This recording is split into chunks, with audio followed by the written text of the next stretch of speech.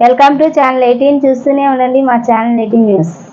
విజయవాడ భవానీపురం ఎన్నికల కార్యాలయం నందు టీడీపీ, జనసేన, బీజేపీ పార్టీలు ఉమ్మడి ఎమ్మెల్యే అభ్యర్థి వై సుజనా చౌదరి, బీజేపీ ఎన్టీఆర్ జిల్లా అధ్యక్షుడు అడ్డూరి శ్రీరామ్ వీరిద్దరి చేతుల మీదుగా జ్యోతిరావు పూలే జయంతి వారి చిత్రపటానికి పూలమాల వేసి నివాళులర్పించిన అనంతరం బీజేపీలో అట్టహాసంగా తరలివచ్చిన వైసీపీ శ్రేణులు మాజీ అధ్యక్షుడు ఇంద్రకీలాద్రి శ్రీ అమ్మవారి గుడి మాజీ చైర్మన్ పైలా సోమనాయుడు, ఆయనతో పాటు కొంతమంది కార్యకర్తలు, నాయకులు, టీడీపీ, బీజేపీ, జనసేన పార్టీలు ఉమ్మడి ఎమ్మెల్యే అభ్యర్థి వై సుజనా చౌదరి, అలాగే ఎన్టీఆర్ జిల్లా అడ్డూరి శ్రీరాము వీరిద్దరు ఆధ్వర్యంలో భారీగా చేరిన వైసీపీ నుంచి బీజేపీలోకి చేరిన పైలా సోమనాయుడు, చిట్టినగరు అమ్మవారి గుడి చైర్మన్ లింకుపిల్లి అప్పారావు పాల్గొన్న నాయకులు.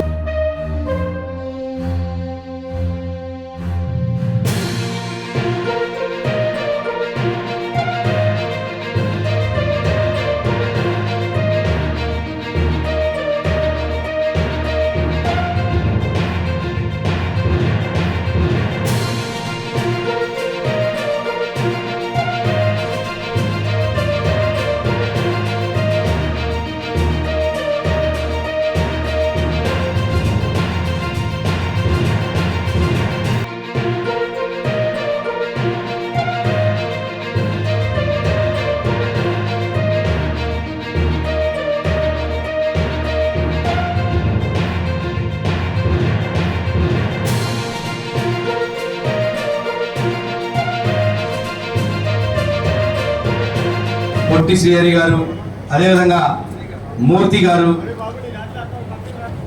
జనసేన పార్టీ నుంచి ఈరోజు భారతీయ జనతా పార్టీలో చేరడానికి ఎన్నికల కార్యాలయానికి వారి యొక్క అనుచరులతో, వారి యొక్క అభిమానులతో, వారి యొక్క స్నేహితులతో రాజకీయ క్షేత్రంలో ఉండి దశాబ్దాల పాటు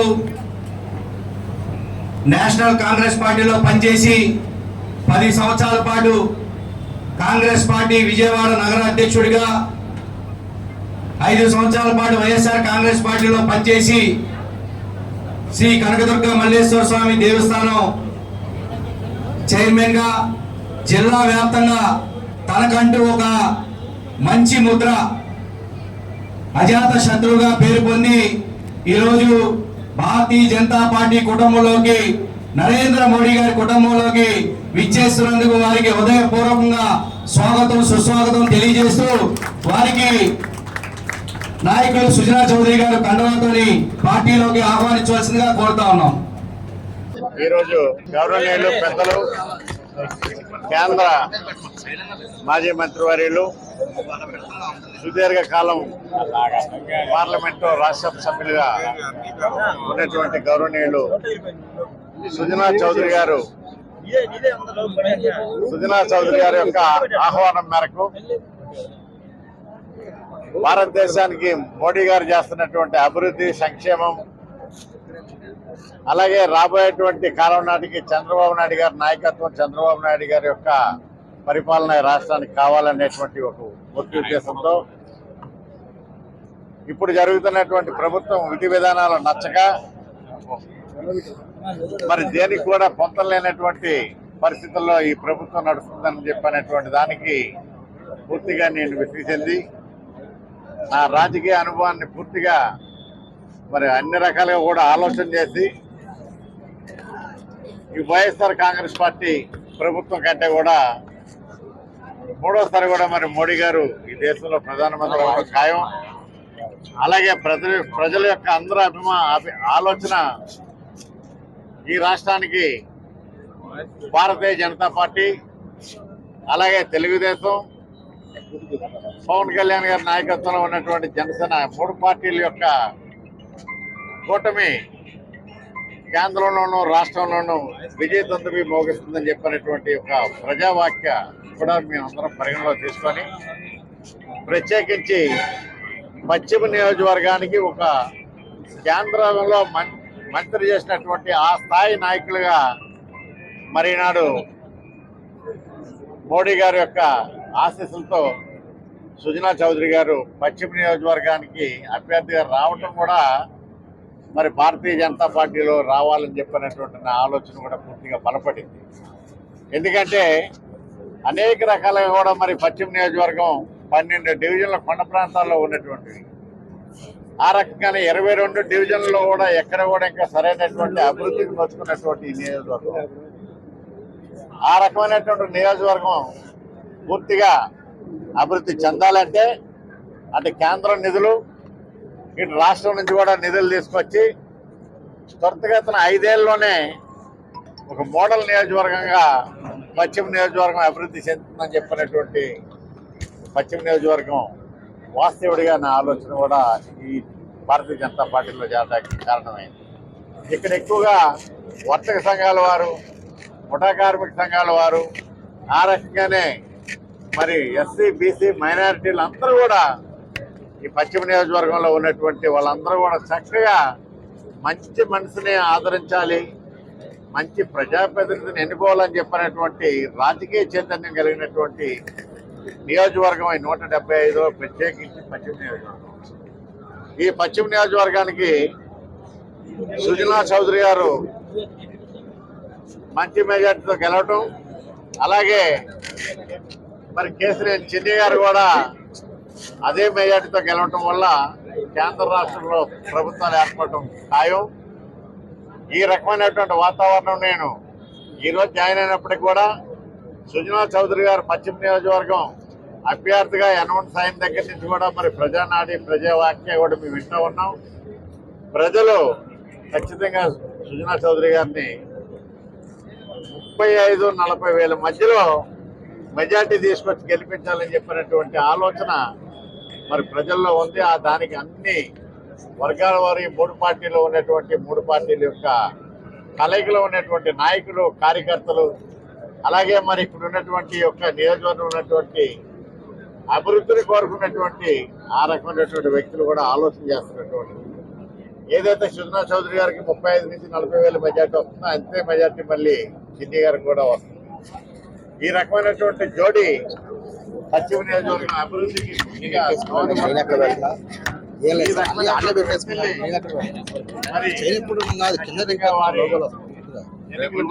ఓట్లేసి పశ్చిమ నియోజకవర్గం ప్రజలకు గెలిపించాలని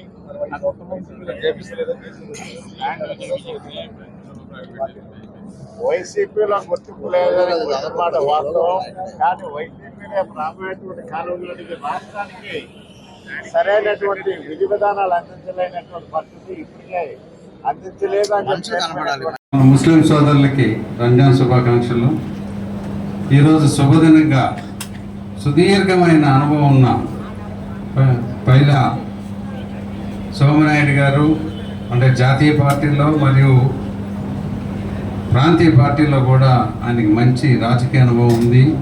అనేక పదవులు కూడా ఆయన చాలా ఎఫిషియెంట్గా ఆయన నిర్వర్తించారు ఇంతకుముందు.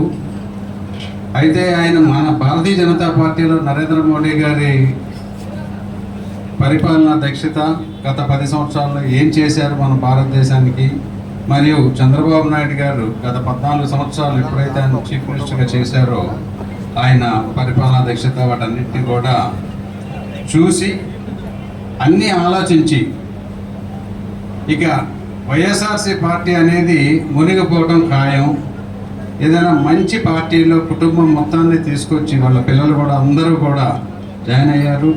ఈ ఎన్డీఏ కూటమి భారతీయ జనతా పార్టీ, తెలుగుదేశం, జనసేన పార్టీ, జన సైనికులు కూడా అందరూ కూడా ఎంతో ఉత్తేజంగా పనిచేస్తూ ఉన్నారు. అవన్నీ కూడా ఆలోచించి ఆయన మన పార్టీలోకి చేరటం చాలా చాలా సంతోషకరమైన సబ్జెక్ట్ అది. అయితే జగన్మోహన్ రెడ్డి గారి పార్టీ వాళ్ళు పిలిచి ఆ పదవి ఇస్తాం, ఈ పవర్లో ఉన్నారు కాబట్టి అని ఉంటారు. మీరందరూ కూడా ఆలోచించాల్సిందంటే భారతీయ జనతా పార్టీ ఈరోజు రాష్ట్రంలో ఏ పవరు లేదు, ప్రభుత్వంలో లేదు. కేవలం సిద్ధాంతపరంగా ఆయనకున్న అనుభవంతో ఈ భారతదేశానికి ఇక కొన్ని దశాబ్దాల పాటు, ఎందుకంటే ఆయన 3-4 దశాబ్దాలు రాజకీయాలు చూశారు.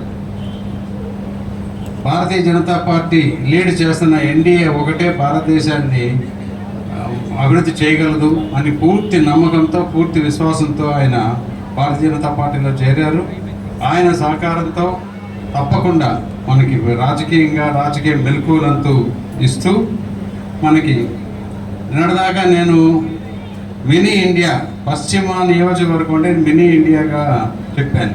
మినీ ఇండియాని క్రియేట్ చేసింది ఉత్తరాంధ్ర వాళ్ళ చైతన్యం బ్రహ్మాండంగా కనపడతా ఉంది. పర్టికులర్గా ఇక్కడ అందరికీ కూడా నేను చెప్పేది ఏంటంటే, నగరాలు ఒక్కలే కాదు అందరూ ఉన్నారు. నగరాలు అందరూ కూడా నన్ను దత్తా చేసుకోండి, మీ పశ్చిమ నియోజకవర్గాన్ని బ్రహ్మాండంగా అభివృద్ధి చేయించే పని కూడా చేయించుకున్నాను. గెలిపించడం ఒకటైతే ఆ తర్వాత నాతో గట్టిగా పనిచేయించడం కూడా మీ బాధ్యత. జన సైనికులు అందరూ కూడా ఇక్కడ పర్టికులర్గా నగరాలు నాయకత్వ లక్షణాలు బ్రహ్మాండంగా ఉన్నాయి. ఆ నాయకత్వ లక్షణాలు వాడి, ఎందుకంటే ఎమ్మెల్యే ఒకళ్ళే ఉండాలి కదా, 10 మంది ఎమ్మెల్యేలు ఉండలేము పశ్చిమ నియోజకవర్గంలో. కాబట్టి నాకు ఆ భగవంతుడు ఇచ్చిన ఆశీస్సులతో, నిర్ణయంతో నేను పశ్చిమ నియోజకవర్గానికి వచ్చాను. కాబట్టి ఎంతోమంది కోరుకున్నారు. మా అటల్ శ్రీరామ్ కూడా నేనే రికమెండ్ చేశాను ఈయన ఎమ్మెల్యే సీటు, కానీ అధిష్టానం ఈ విధంగా డెసిషన్ తీసుకొని పంపించింది. నేను కూడా స్వతహాగా ప్రజాస్వామ్యంలో కుల మత ప్రాతిపదిక మీద నాయకుడు రాకూడదు, సమర్థత సామర్థ్యం కలిపి నిజంగా ప్రజాసేవలో నిమగ్నం అయ్యే వాళ్ళని అనుకున్న వాళ్ళే నాయకత్వం ఎలక్ట్ అయినా తర్వాత వాళ్ళు చేయగలిగేది పెద్దగా ఉండదు. కులం మతం అనేది మన సూర్యచంద్ర ఉన్నంత వరకు ఉంటుంది, కానీ కులం మతం మనం ఇంట్లో పెట్టుకోవాలి. బయటకు వచ్చినప్పుడు మానవత్వం చూసుకోవాలి, మనంతా మానవ కులం అనుకోవాలి. సో మానవత దృక్పథంతో మనం చేయాలి. పశ్చిమ నియోజకవర్గంలో చూస్తే పర్టికులర్గా నగరాలకి అయితే అనేక దేవస్థానాలు ఉన్నాయి, టెంపుల్స్ ఉన్నాయి. ముస్లిం సోదరులకి అనేక మాస్కులు, మసీదులు ఉన్నాయి. అందరికీ కూడా సమస్యలు ఉన్నాయి. అన్నిటికంటే ఎక్కువ సమస్య ఇక్కడ మౌలిక జీవన ప్రమాణాలు అయితే వర్ణనాతీతం. అవి చూస్తే నాకే అసలు విజయవాడ అనేది వెనకటి నుంచి బ్రిటిష్ కాలం నుంచి కూడా రాజకీయ రాజధాని, వర్తకానికి రాజధాని, సినిమాలకి రాజధాని, రైల్వే జంక్షన్లు అన్నీ ఉండి కూడా ఇంత వెనకబడిన నియోజకవర్గం ఇక్కడ ఉంది అనేది నాకు కళ్ళు తెచ్చుకున్నాను. నేను యాక్చువల్గా పశ్చిమ నియోజకవర్గానికి భగవంతుడు అందుకే పంపించాడేమో నాకు. ఇవన్నీ చూసి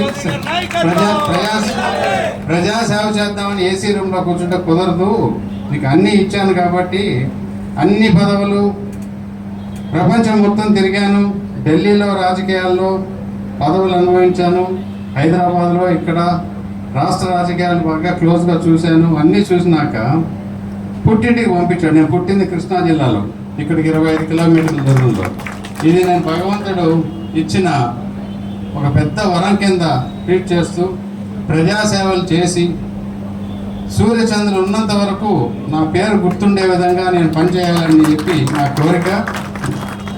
మీ అందరూ కూడా దాన్ని దృష్టిలో పెట్టుకొని గెలిపించిన నన్ను, కేశినేని చిన్ని గారిని గెలిపించండి. డబుల్ ఇంజన్ సర్కారు మోడీ గారు, చంద్రబాబు నాయుడు గారు ఎలాగైతే ప్రధానమంత్రి, ముఖ్యమంత్రిగా ఉంటారో ఇక్కడ ఎంపీ, ఎమ్మెల్యేగా వాడుకొని ఇద్దరిని పూర్తిగా మీరందరూ కూడా వాడుకొని పశ్చిమ నియోజకవర్గాన్ని ప్రజలందరికీ ఏ విధంగా మనం దగ్గర అవ్వాలి, విద్యా విధానాల్లో కానీ, వైద్యంలో కానీ, ఉద్యోగాల్లో కానీ, స్కిల్ డెవలప్మెంట్లో కానీ, మహిళలకి కానీ, పర్టికులర్గా యువకులకి అనేక అవకాశాలు ఉన్నాయి. అవకాశాలన్నీ కూడా మనం బాగా అందించే విధంగా చేసి రాష్ట్ర కేంద్ర ప్రభుత్వాలని బాగా అనుసంధానం చేసి ఏ స్కీమ్లో కుదురుతాయో చూసి ఆ స్కీమ్లన్నీ తీసుకొచ్చి పశ్చిమ నియోజకవర్గానికి కొత్త రూపురేఖలు మార్చాలనేది నా కోరిక.